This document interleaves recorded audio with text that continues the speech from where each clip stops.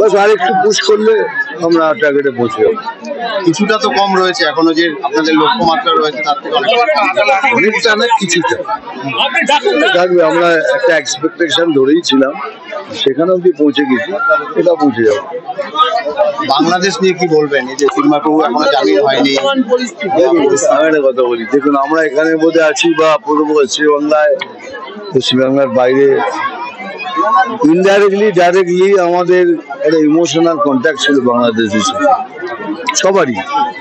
আমার মনে হয় বেশি সংখ্যক লোকের বাংলাদেশের সাথে একটা সম্পর্ক ছিল, কিন্তু বাংলাদেশ এরকম হয়ে যাবে কোনোদিন ভাবিনি। ইমোশনাল কন্ট্যাক্টটা ভেঙে যাওয়াতে কষ্ট পেয়েছি, কিন্তু বাংলাদেশ এরকম হয়ে যাবে কখনো ভাবিনি।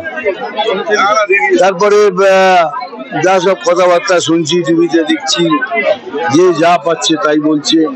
খালি এক লাইন বলতে চাই, do not under estimate India. ভারতকে আন্ডার এস্টিমেট করবেন না।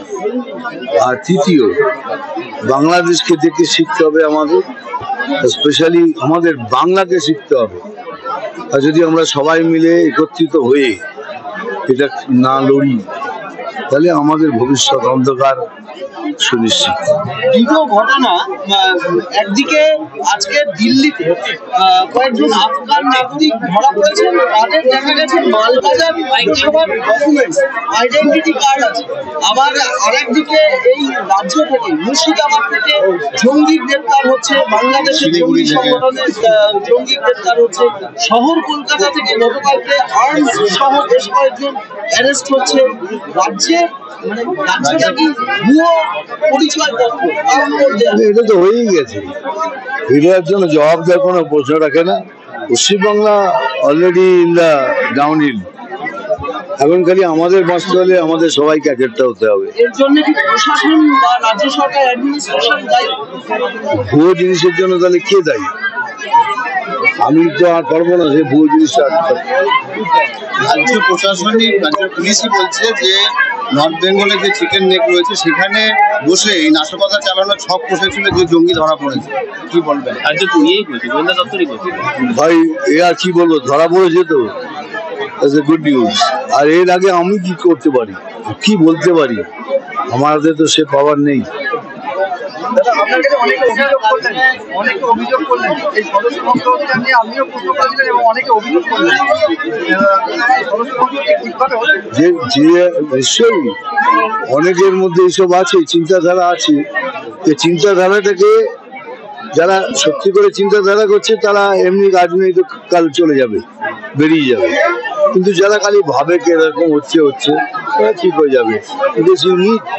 somebody to speak to, যেমন আমি কথা বললাম, it will happen, সব পার্টিতে হয়, এখানে হচ্ছে। লোকসভা ভোটে হেরে কি অনেকে জেলা সভাপতি বা জেলা নেতৃত্বের বিরুদ্ধে একটা অভিযোগ জানাচ্ছিলেন, সেখান থেকে দেখুন, অভিযোগ যদি না জানেন তাহলে আপনি শোধরাবেন কি করে?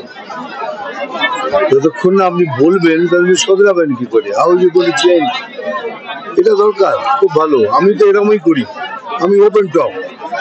কিন্তু আপনি তো বসকে কথা দিয়েছেন। আমি যা কথা দিয়েছি কি, নো মার্সি। মানে যাকে দেখবো কাজ করছে না, আমার কোনো ইমোশনই নেই, তুলে ফেলে দেবো। এই 3 লাখে মাত্র 51,000, না ওটা ওইভাবে ধরলে পারবেন না। ওটা আমাদের এটা কি জেনুইন মেম্বারশিপ, আগে সব ফেক মেম্বারশিপ হচ্ছে। ফেক মেম্বারশিপ হলে এখন 5 লাখ হয়ে যেত। ওটাকে 3 দিয়ে গুণ করুন, দেখবেন 1.5 লক্ষ হয়ে গেছে।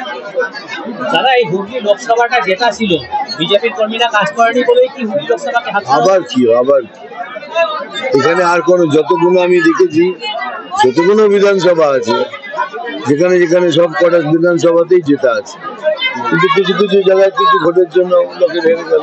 আর এটা একমাত্র কারণ এই এক আর দুজনের মধ্যে কি বলে ওটাকে, দ্বন্দ্ব, গোষ্ঠীদ্বন্দ্ব, যেটা very very sad news.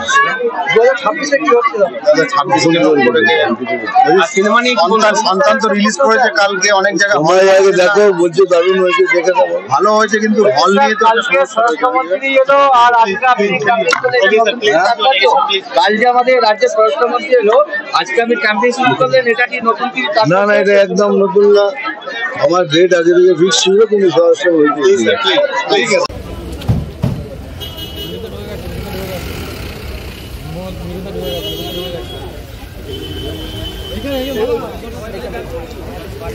Office করে যাও, অফিস সাইড, দাঁড়া দাঁড়া দাঁড়া দাঁড়া দাঁড়া।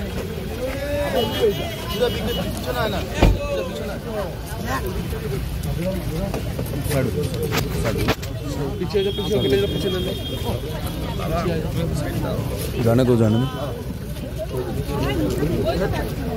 साइड हो जाओ, साइड तो हो जाओ, जाने तो दो। दाঁড়াও দাঁড়াও দাঁড়াও দাঁড়াও,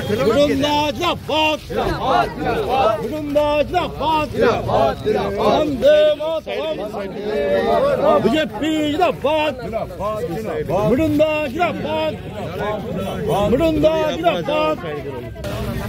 একটু পিছিয়ে পিছিয়ে চলে भारत माता के, भारत माता के, मुरुंदा स्वागतम,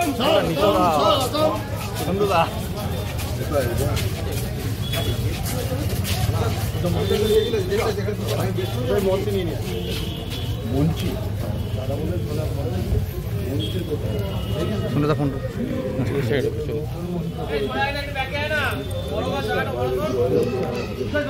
ঠিক আছে,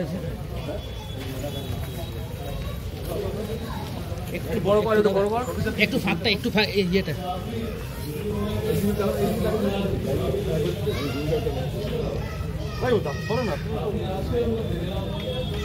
মাথা তুলবে না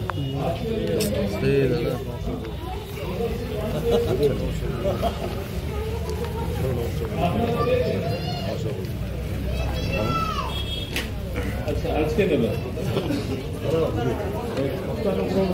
मुरुंदा स्वागतम, भारत माता के, भारत माता के। দাদা একটু এদিকে দাদা।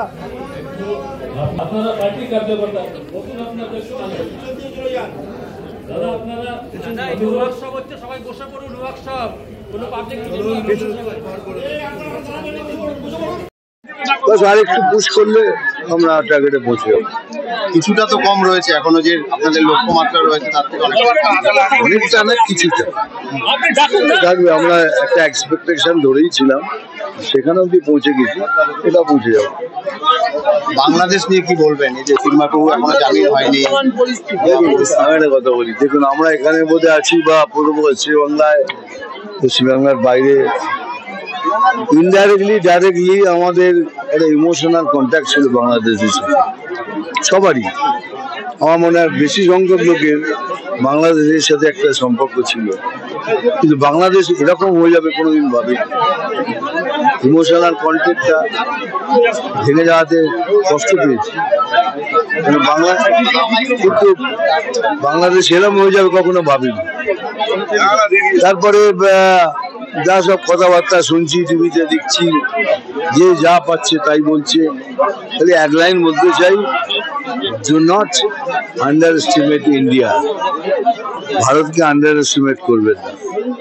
আর তৃতীয়, বাংলাদেশকে দেখে শিখতে হবে আমাদের, স্পেশালি আমাদের বাংলাকে শিখতে হবে। আর যদি আমরা সবাই মিলে একত্রিত হয়ে এটা না লড়ি, তাহলে আমাদের ভবিষ্যৎ অন্ধকার সুনিশ্চিত। দুটো ঘটনা, একদিকে আজকে দিল্লিতে কয়েকজন আফগান নাগরিক ধরা পড়েছেন, তাদের দেখা গেছে মালবাজার আইনসভার ডকুমেন্টস, আইডেন্টিটি কার্ড আছে। আবার আরেকদিকে এই রাজ্য থেকে, মুর্শিদাবাদ থেকে জঙ্গি গ্রেপ্তার হচ্ছে, বাংলাদেশের জঙ্গি সংগঠনের জঙ্গি গ্রেপ্তার হচ্ছে। শহর কলকাতা থেকে গতকালকে আর্মস সহ বেশ কয়েকজন অ্যারেস্ট হচ্ছে। রাজ্যের রাজ্যটা কি ভুয়ো পরিচয়পত্র, তার উপর এটা তো হয়েই গেছে, এটার জন্য জবাব দেওয়ার কোনো প্রশ্ন রাখে না। Paschimbangla already in the downhill, এখন খালি আমাদের বাঁচতে হলে আমাদের সবাইকে একটা হতে হবে। এর জন্য কি প্রশাসন বা রাজ্য সরকার অ্যাডমিনিস্ট্রেশন দায়ী? ভুয়ো জিনিসের জন্য তাহলে কে দায়ী? আমি তো আর পারবো না সে ভুয়ো জিনিসটা আটকাতে। রাজ্য প্রশাসনিক রাজ্যের পুলিশই বলছে যে নর্থ বেঙ্গলে যে চিকেন নেক রয়েছে সেখানে বসে এই নাশকতা চালানোর ছক কষেছিল যে জঙ্গি ধরা পড়েছে, কি বলবেন? ভাই এ আর কি বলবো, ধরা পড়েছে তো, গুড নিউজ। আর এর আগে আমি কি করতে পারি, কি বলতে পারি? আমার হাতে তো সে পাওয়ার নেই।